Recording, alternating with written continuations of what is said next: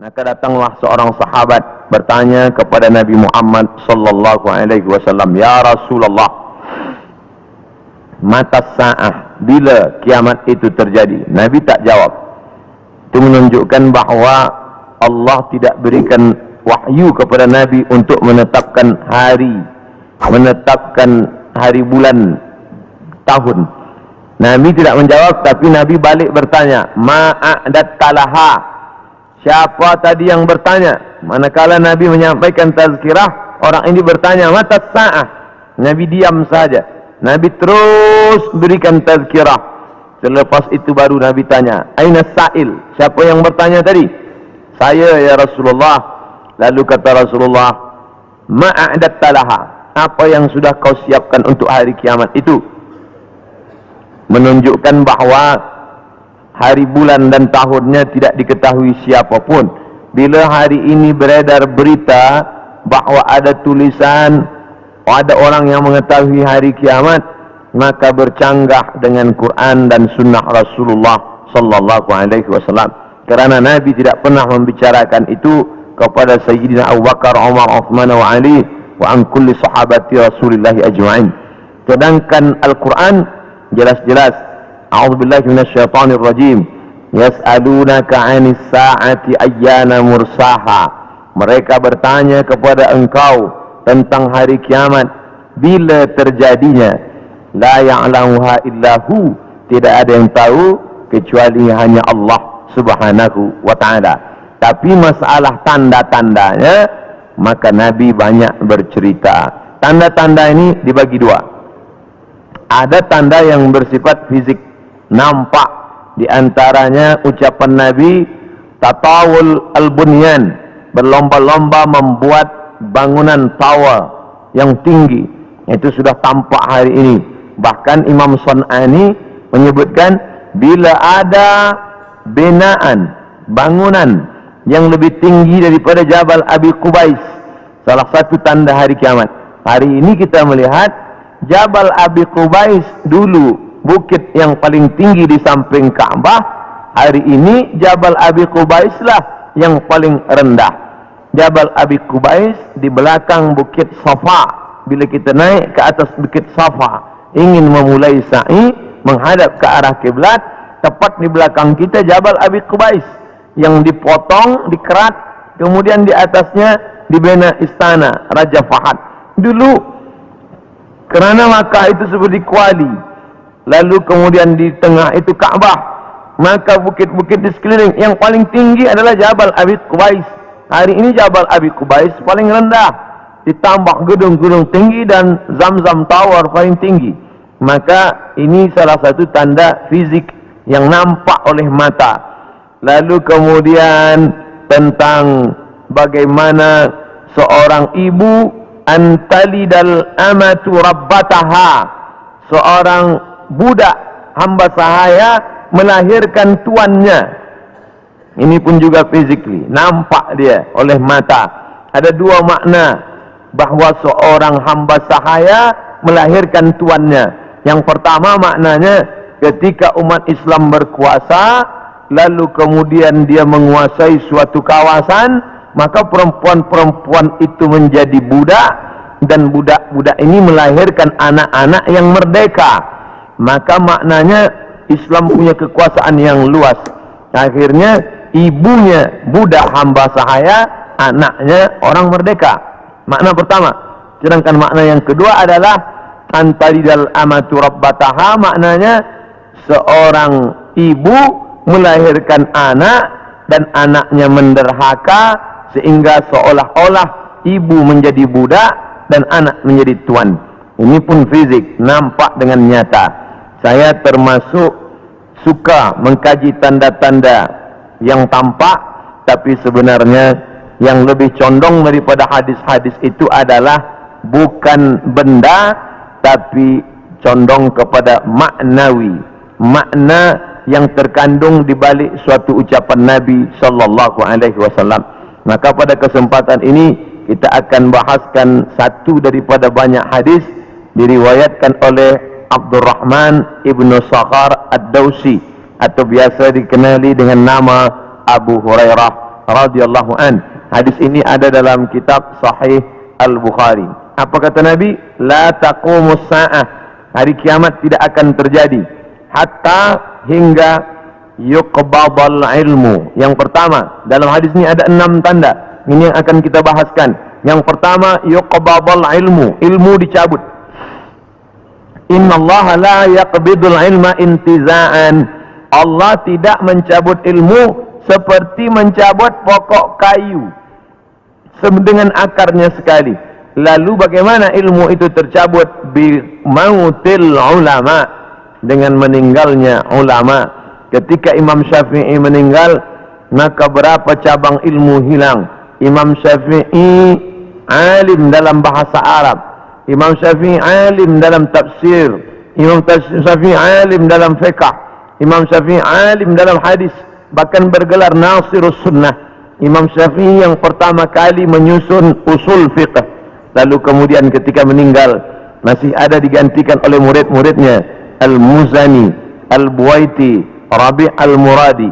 Tapi kemudian makin ke bawah, maka hilanglah ilmu. Maka yang muncul orang jahil yang kemudian dianggap sebagai orang berilmu. Wal'iyazubillah, na'udzubillah. Maka saya pribadi tak pernah berkata menurut paham saya, menurut pendapat saya, karena saya takut tergolong dalam orang yang disebut Nabi al-juhala, orang jahil tapi seperti berilmu. Zahirnya orang menyangka berilmu padahal tidak. Maka selalu saya mengambil pendapat ulama. Menurut pendapat Imam Syafi'i, menurut pendapat Imam An-Nawawi, menurut pendapat Ibnu Hajar Al-Asqalani, menurut Imam Az-Zahabi, menurut Imam Jalaluddin Abdul Rahman As-Suyuti, untuk menyelamatkan diri daripada juhala. Na'udzubillah. Maka nanti kata Nabi SAW, sebelum hari kiamat bermunculanlah juhala karena pandai berbicara, karena berpakaian ulama. Al-juhala yalbisuna libasal ulama. Orang jahil tapi memakai pakaian ulama, pandai berbicara, lalu orang menyangka dia alim, padahal dia tak lebih daripada orang dhalla wa adalla, sesat dan menyesatkan. Sebenarnya kiamatnya sudah terjadi pada isinya, tapi alamnya belum kiamat besar. Maka kata ucapan Nabi SAW dalam suatu hadis, idza wussidal amru ila ghairi ahlihi, bila diberikan suatu perkara bukan kepada ahlinya, bukan kepada orang yang faham, fantaziris sa'ah, maka tunggulah kiamat. Makna kiamat di situ bukan kiamat alam semesta, tapi kiamat isinya. Bila pembinaan masjid ini diberikan kepada orang yang tidak pakar, tidak memiliki kepakaran pada bidang itu, fantaziris sa'ah, maka tunggulah sa'ah, kiamat, hari kiamat. Makna kiamat di situ bukanlah kiamat alamnya, tapi isinya sudah kiamat. Begitu juga dengan ucapan Nabi tentang masalah idza waqa'a ala ahadikumul qiyamah, bila terjadi kiamat pada salah seorang kamu, wa fi yadihi fasilah, di tangannya ada anak korma, falyaghrisha, tanamlah, karena dia akan menanam itu lalu kemudian dia mati. Bagaimana mungkin kiamat terjadi pada satu orang? Maka makna kiamat dalam hadis ini alamnya tidak kiamat, tapi orang itu mengalami kiamat, maknanya mati dia. Na'udzubillah. Oleh sebab itu maka bahwa kiamat sudah terjadi pada isinya, ya, kerana banyaknya orang jahil. Oleh sebab itu alhamdulillah kita di Malaysia masih ada para ulama, masih ada para mufti, masih ada para habaib. Maka kita datang ke majlis-majlis mereka. Hindari majlis-majlis orang-orang jahil yang tidak diketahui sanad ilmunya, yang tidak diketahui dapat dari mana, bahkan mendakwa mendapat dari mimpi. Langsung berjumpa dengan Syekh Abdul Qadir Al-Jilani, langsung saja terus mendapatkan zikir talqin dari Rasulullah SAW tanpa bersanad, tanpa berguru. Padahal para imam mengajarkan kita ada namanya sanad. Al-isnad minad din. Sanad itu bahagian dari agama. Laulal isnad, kalaulah bukan kerana sanad, laqala man sya'a ma sya'a, maka orang mudah saja berkata sesuai kehendak hawa nafsunya.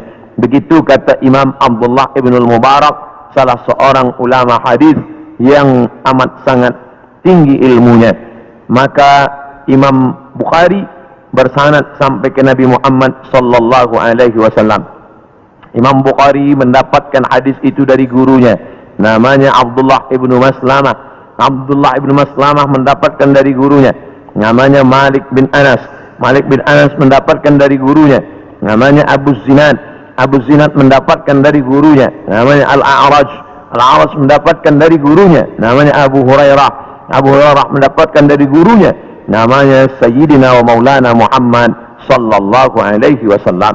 Dan di antara sanad itu mesti diteliti pula, orang ini mestilah adil. Makna adil menjauhi dosa besar, menghindari dosa kecil. Lawan daripada kata adil adalah fasik. Wallahu la yahdil qaumal fasiqin.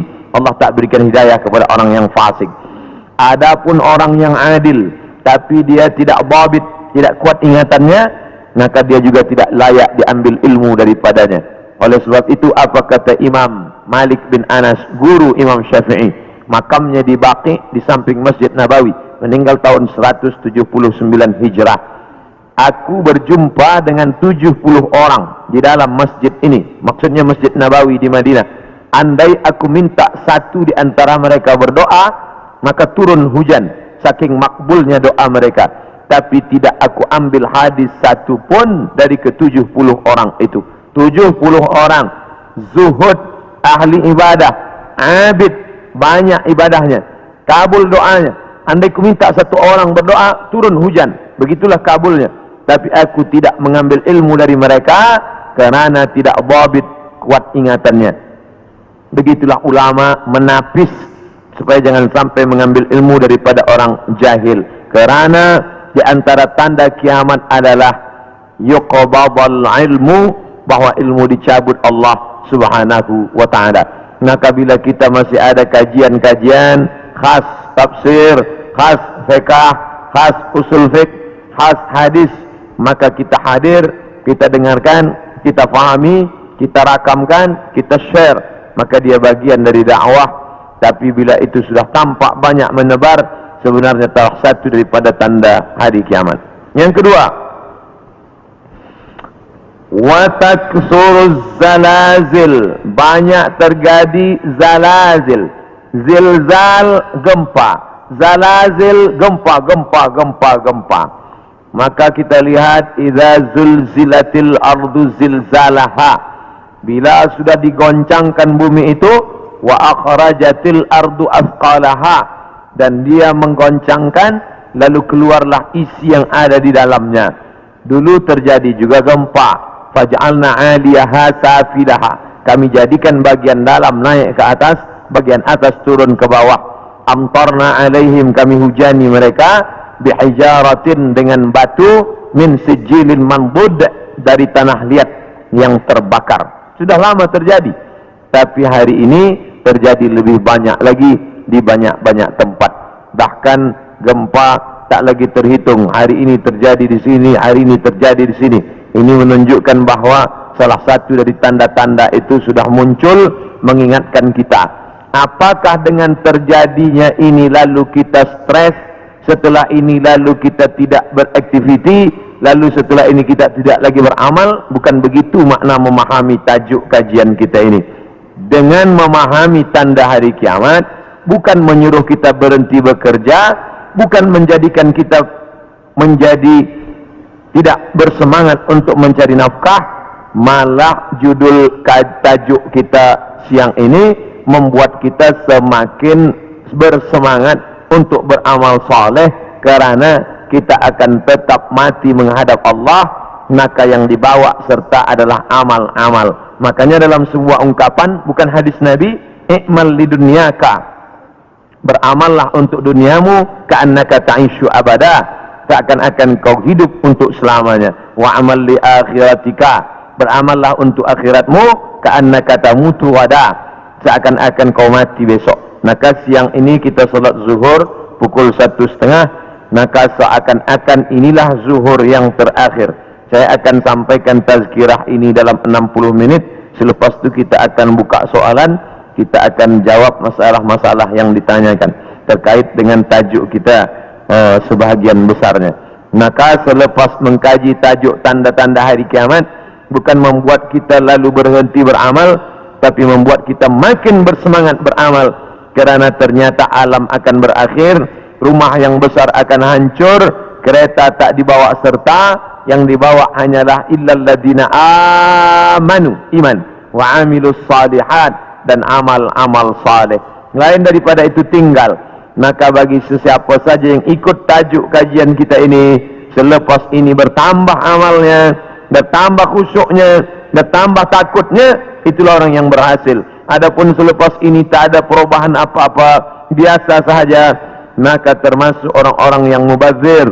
Innal mubazzirina kanu ikhwana syayatin. Orang yang mubazir adalah ikhwan, saudara-saudara syaitan. Mengapa begitu? Dia sudah mubazir waktu, dia sudah mubazir energi, dia tidak mendapatkan manfaat apa-apa. Padahal ayat-ayat yang kita baca, idza tuliyat alaihim ayatuhu, kalau dibacakan ayat-ayat Allah, zadathum imana, bertambahlah imannya.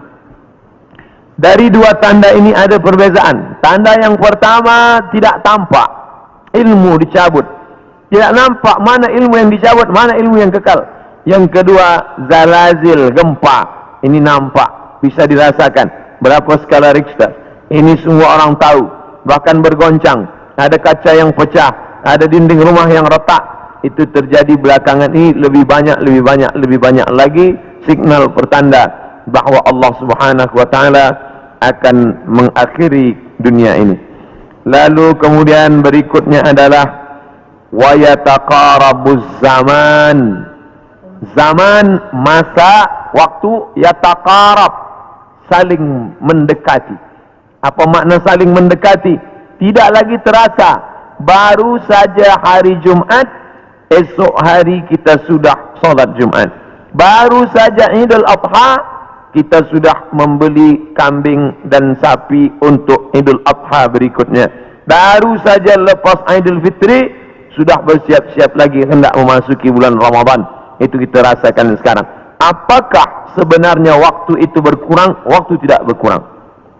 24 jam, 12 jam siang, 12 jam malam. Dari dulu sampai begitu. Lalu mengapa terasa yataqarabuz zaman? Kerana ada alat-alat yang membuat kita merasa cepat. Dengan tumbuhnya alat-alat elektronik, datangnya internet, sehingga zaman begitu cepat tak terasa. Dulu orang duduk lama terasa, baru berakhir petang hari. Tapi hari ini tak terasa. Petang, siang, malam, petang, siang, malam berputar begitu cepat. Wa yataqarabuz zaman. Maka ini kita rasakan, makin hari makin kuat. Apa yang ada pada kita masa kecil dulu, sekarang sudah tidak ada lagi. Permainan-permainan anak kecil seperti layang-layang, seperti gasing dan lain sebagainya. Orang sudah bermain digital semua, dan hilanglah permainan yang mengambil masa waktu ini. Lalu kemudian waktu semakin pendek, dan puncanya adalah orang sudah tidak lagi peduli kepada jiran tetangga, tak lagi memperdulikan masa, sehingga hilanglah apa yang diberikan Allah. Padahal Allah SWT berikan masa ini, dan kita semua akan ditanya tentang masa yang sudah kita pakai. La tazulu qadama abdin, kaki anak Adam tidak akan bergeser, pindah di satu tempat lain, hatta yus'allah, sampai hingga ia ditanya. Pertanyaan banyak. La tus'alunna yawma idzin 'anil na'im, kamu akan ditanya tentang banyak pertanyaan. Tapi satu di antara pertanyaan itu adalah an umrihi fima afnah, umur kemana saja kamu pakai. Maka pertanyaan yang paling banyak tak dapat dijawab oleh manusia adalah umur, usia, kemana saja kau pakai yang dititipkan Allah Subhanahu wa ta'ala. Wa yataqarabuz zaman, waktu semakin dekat. Yang keempat, wa tazharul fitan, banyak terjadi fitan. Fitan jamak daripada fitnah. Fitnah terjadi. Berbagai macam fitnah terjadi. Kita lihat ada fitnah Sunni Syiah, ada fitnah khalqil Quran, ada fitnah Ahmadiyah, ada fitnah Khawarij, ada fitnah Rafidah. Berbagai macam fitnah di grup WhatsApp, fitnah di Facebook, fitnah di Twitter, fitnah. Ini fitnah makin banyak. Dulu orang datang menceritakan aib orang lain, hanya berdua saja dia dengan jirannya. Hari ini orang berkelompok-kelompok membuat grup-grup fitnah, hingga semakin besar, semakin habis waktu disebabkan itu semua. Dulu orang bila ingin memfitnah, maka dia datang ke suatu tempat, tapi hari ini dia tidak keluar dari rumahnya, tapi dia sudah mampu menyebarkan fitnah-fitnah. Makna fitnah ada dua. Yang pertama, tohmah, tuduhan-tuduhan tanpa bukti. Yang kedua, makna fitnah adalah membunuh. Makna fitnah adalah menyiksa. Banyak penyiksaan.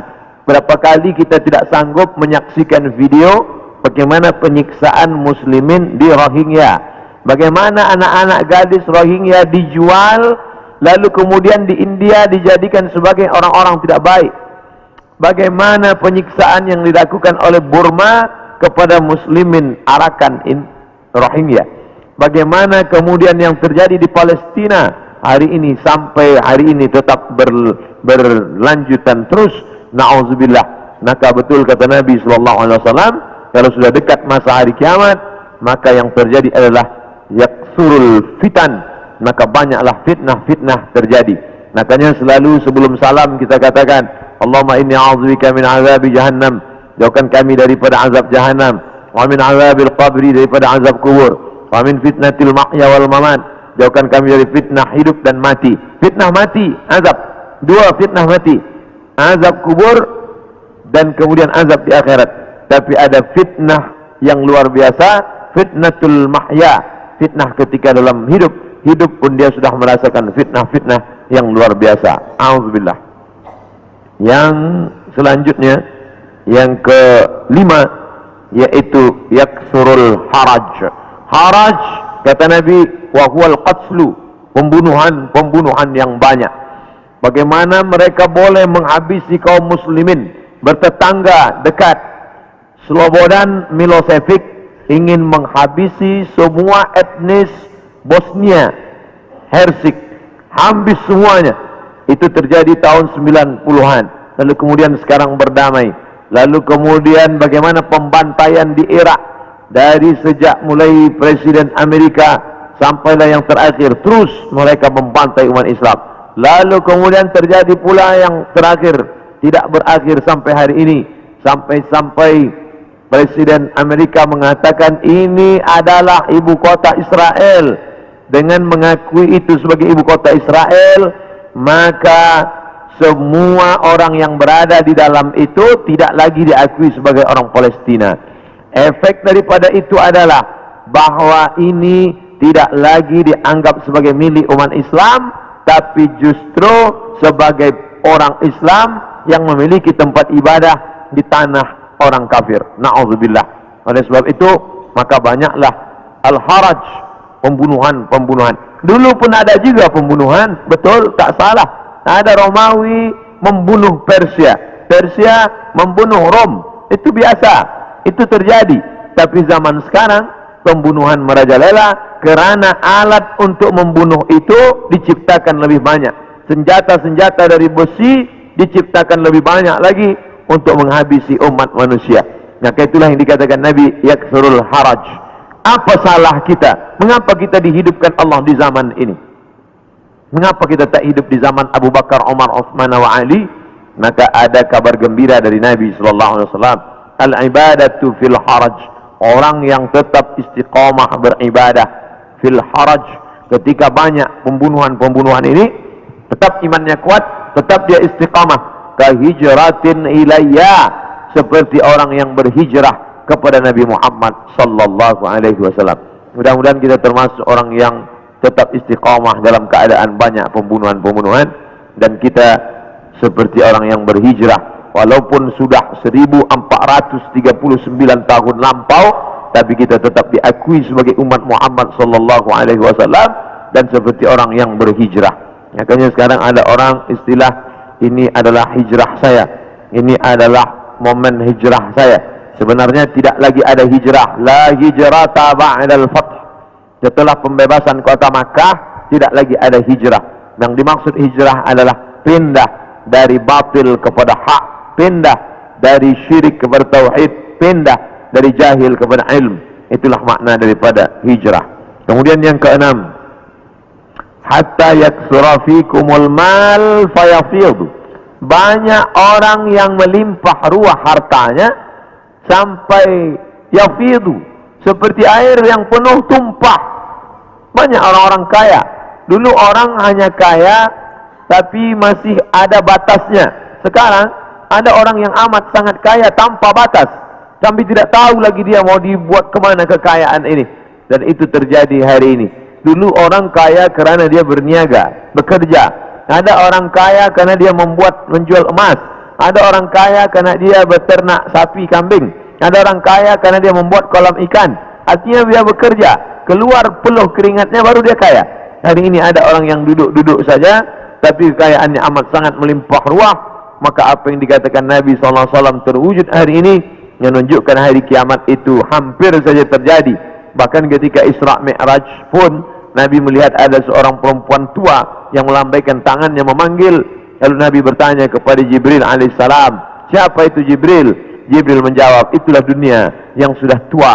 Walaupun sudah tua dia tetap berhias kerana dia tak ingin tua. Dunia dengan usianya yang tua, hampir kiamat, dia tetap berhias dengan perhiasan-perhiasan harta benda, dengan binaan-binaan yang besar. Tapi sebenarnya dia semakin tua, dan sampai masanya terjadilah apa yang dikatakan Allah Subhanahu wa taala, hancur semuanya, berkeping, tak bermakna sama sekali. Maka ini salah satu tanda yang dikatakan Nabi sallallahu alaihi wasallam. Kemudian hadis berikutnya disebutkan juga dalam Sahih Al-Bukhari. Apa kata Nabi sallallahu alaihi wasallam?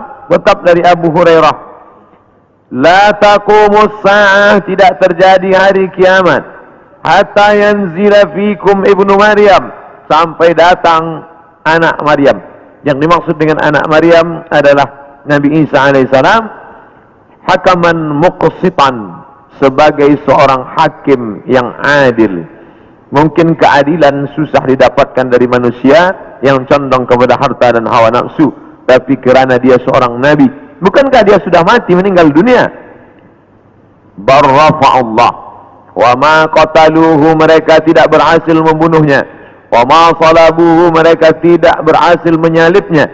Walakin syubbiha lahum, ada orang lain yang diserupakan wajahnya dengan Isa. Dialah Yudas Iskariot, dialah Yahuza, yang kemudian ditangkap oleh tentera daripada Yahudi yang benci akan Isa, dan mereka menyalibnya di tiang Golgota, dan mereka mengatakan inilah dia. Maka kata Allah, wa ma qataluhu yaqina, mereka tidak yakin seyakin-yakinnya tentang itu.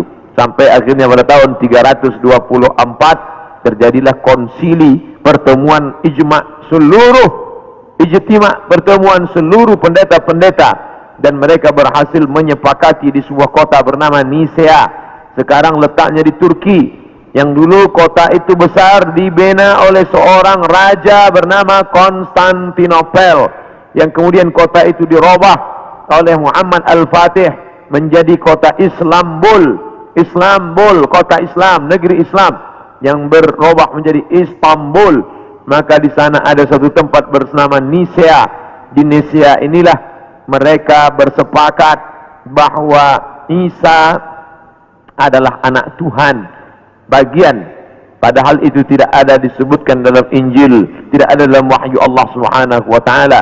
Yuharrifuna al-kalima an mawadhihi, mereka merubah-rubah kalimat yang ada dalam kitab suci sesuai dengan kemauan kehendak hawa nafsu mereka. Maka mereka tidak berhasil membunuhnya. Barrafa Allah, Allah mengangkatnya, dan dia belum meninggal dunia. Sampai masanya menjelang hari kiamat, Nabi Muhammad SAW bercerita bahwa Nabi Isa ini akan turun menjadi pemimpin yang adil. Apakah dia membawa syariat baru lalu menasakh syariat Muhammad SAW? Tidak. Dia menghidupkan lagi sunnah-sunnah Rasulullah SAW. Dia menjadi imam di masjid, dia mengajak orang salat berjamaah, dia tetap menegakkan syariat Muhammad. Dia tidak menasakh apapun, kerana dia datang sesudah Nabi Muhammad, maka dia sendiri pun ikut syariat Nabi Muhammad sallallahu alaihi wasallam. Dia tidak hanya sebagai seorang ulama, dia tidak hanya sebagai orang yang faham agama, tapi dia menjadi hakaman muqsitan, sebagai pemimpin yang adil. Dia yang akan memimpin dunia. Bila ini terjadi, maka hari kiamat akan segera tiba. Ini termasuk tanda yang fisik, yang nampak, yang orangnya langsung. Tempat turunnya disebutkan di sebuah masjid bermenara warna putih di Damaskus, Syam. Maka di antara doa Nabi SAW, Allahumma barik lana fi Syamina, Allahumma barik lana fi Syamina. Ya Allah, berikanlah berkah di negeri Syam.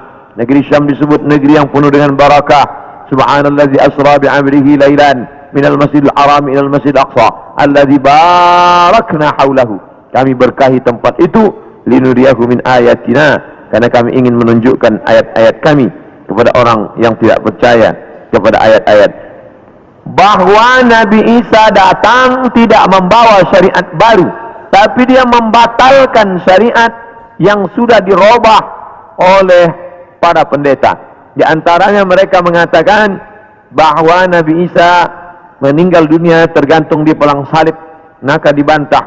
Fayaksirus salib, dia menghancurkan salib. Salib bahasa Arab, salib bahasa kita, palang salib. Maka Nabi Isa datang menghancurkan salib. Ini menunjukkan bahwa akidah salib itu batil, tidak dibenarkan. Karena andai dia benar, pasti Nabi Isa melanjutkannya. Yang menghancurkannya Nabi Isa sendiri.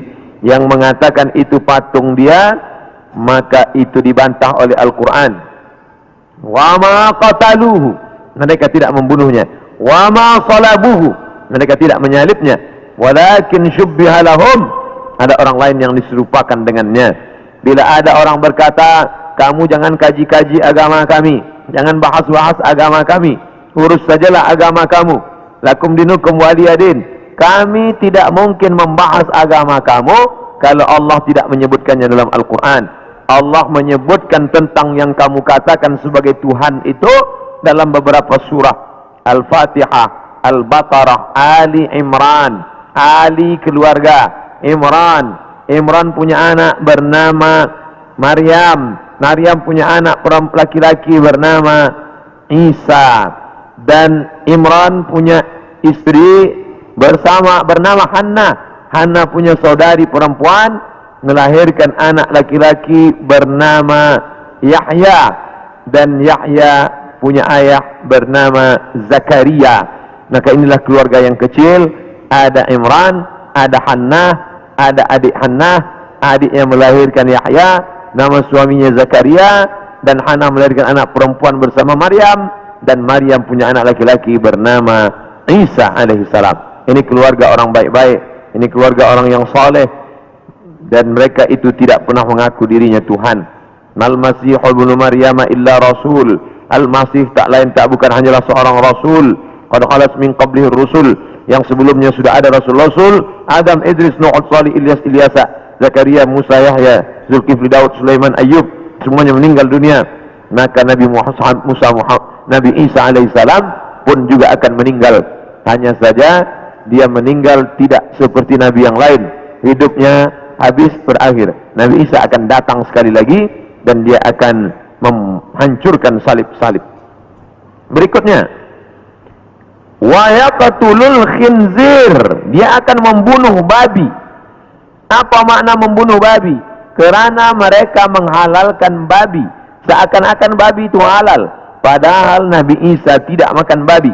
Lalu siapa yang merubah ajaran Isa sehingga mereka menghalalkan babi? Maka yang merubah adalah Paulus. Kata Paulus, sejak Isa disalib menebus dosa manusia, maka semua binatang menjadi halal. Begitu juga dengan khitan. Nabi Ibrahim berkhitan, turun kepada Nabi Musa berkhitan, turun kepada Nabi Isa berkhitan. Tapi dipesongkan, diselewengkan oleh Paulus yang bernama Saul. Tidak pernah belajar kepada Isa, tapi lalu kemudian mengaku diangkat sebagai rasul oleh Isa. Maka disebut namanya dengan Rasul Paulus.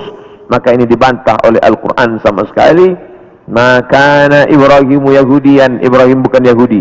Wala Nasranian, Ibrahim bukan Nasrani. Walakin syubbiha lahum, walakin kana hanifan musliman.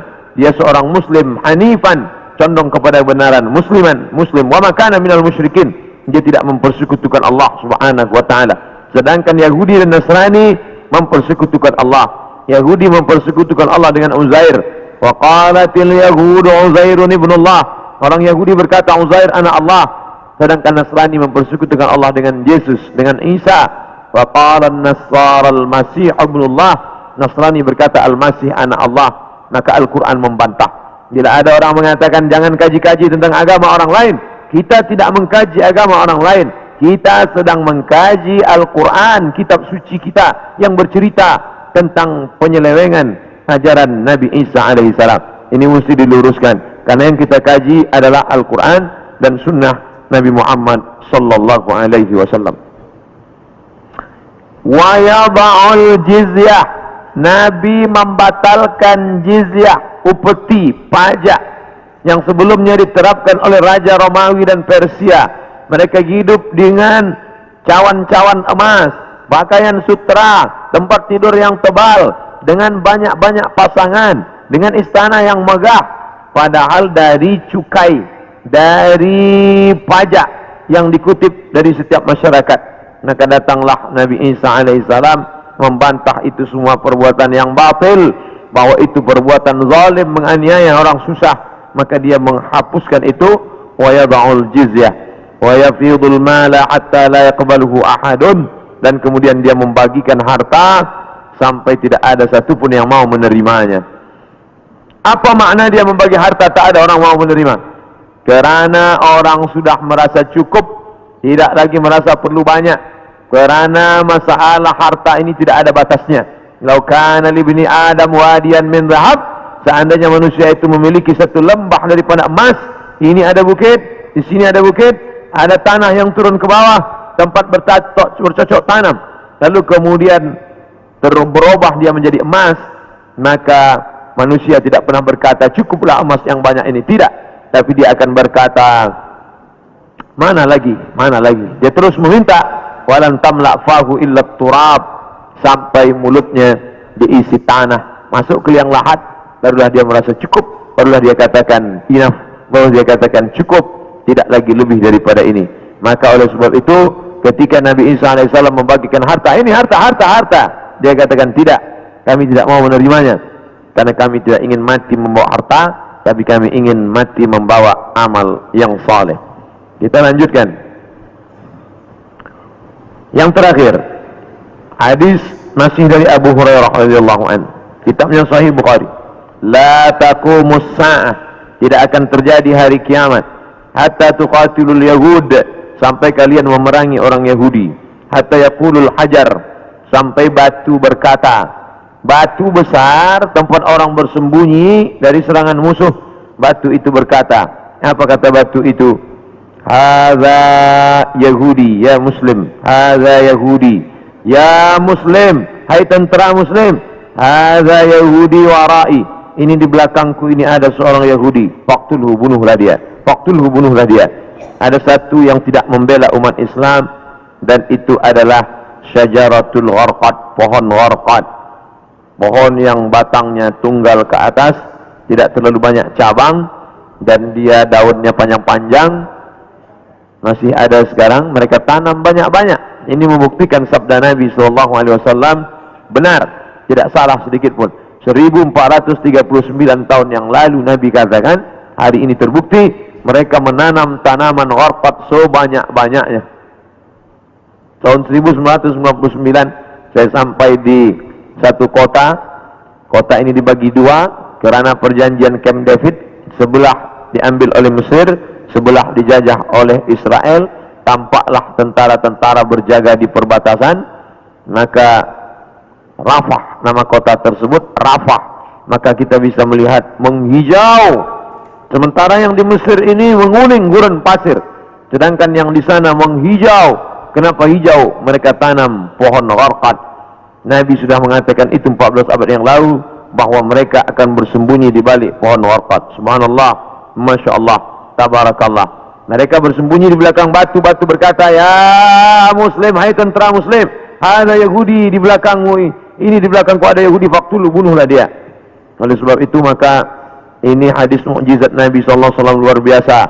Andai orang Yahudi itu musnah, seperti musnahnya kaum Ad, kaum Samud, kaum Madian, kaum Iram, kaum Fir'aun musnah, tapi Yahudi tidak musnah, dia tetap kekal sampai hari ini, sampai terwujudnya janji Nabi Muhammad bahwa tidak akan terjadi hari kiamat sampai kamu memerangi Yahudi. Yahudi di dunia ini jumlahnya hanya 12 juta, hanya 16 juta saja. 6 juta di Palestina, menjajah Palestina, yang 5 juta di Amerika, sisanya yang 10 bertebaran di atas muka dunia. Ada Yahudi Rusia, ada Yahudi Arab Maghribi, Maroko, ada beberapa Yahudi di Maghribi, karena ketika itu raja daripada Spain mengusir seluruh pendatang dan larilah mereka ke negeri Islam. Ini menunjukkan Yahudi antara tiga, dia tidak dapat diterima oleh Nasrani, tapi dia bisa diterima oleh Islam. Islam menerima mereka, marhaba ahlan wa sahlan, sampai mereka punya negeri, bercucu, bersahabat, berkawan dengan kaum muslimin yang ada di Maghribi, kerana mereka diusir dari Andalusia, padahal mereka dekat dengan Andalusia, dekat dengan Kristian, dekat dengan Nasrani, tapi mereka justru lebih nyaman, lebih dekat berkawan dengan orang Islam, karena Muslim itu wa ma arsalnaka illa rahmatan lil alamin. Apapun yang terjadi, kita tetap siap siaga. Mau kiamat terjadi hari ini, besok, pagi, petang, kita tetap beriman dan beramal soleh. Maka saya tidak menjelaskan secara panjang lebar tentang masalah satu persatu, tapi kita kaji berdasarkan beberapa hadis-hadis Nabi Muhammad sallallahu alaihi wasallam. Yas'alunaka 'anis sa'ah, mereka bertanya kepadamu tentang hari kiamat. Qul la yujalliha illa liwaqtiha, la yujalliha liwaqtiha illa hu, tidak ada yang dapat mengetahui waktunya kecuali Allah Subhanahu wa ta'ala.